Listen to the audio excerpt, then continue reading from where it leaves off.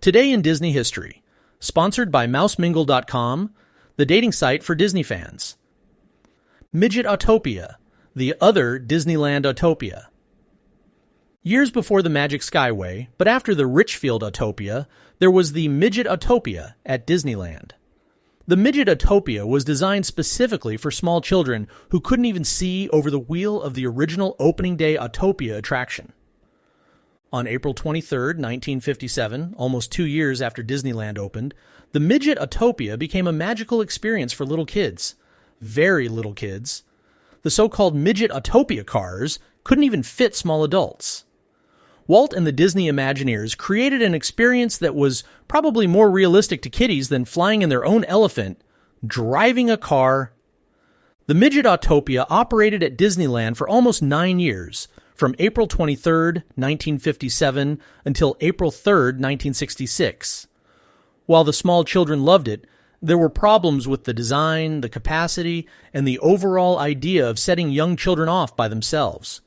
Plus, the track occupied a fair amount of space in Fantasyland, which would soon be adding a new attraction. It's a Small World would be transplanted from the 1964-1965 World's Fair into Disneyland. When the attraction closed in 1966, less than a year before Walt Disney passed away, Walt donated the entire ride, the cars, the track, the electrical control system, and he even covered the cost to reinstall the attraction at the Walt Disney Municipal Park in his boyhood hometown of Marceline, Missouri. The attraction operated for many years there and is believed to be the only attraction ever to leave Disneyland and be operated for guests outside the park. While it lasted for several years, eventually the maintenance costs got too high, the ridership got too low, and the novelty wore off. Ultimately, a summertime-only attraction designed to only hold very small children just isn't a good idea for a modern audience of kids. And so, the remaining Midget Autopia cars were put into storage and the electrical system was removed.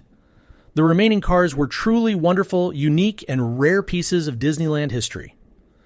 In the mid-2010s, I suggested an idea on how to preserve the attraction's history and promote Walt Disney's legacy.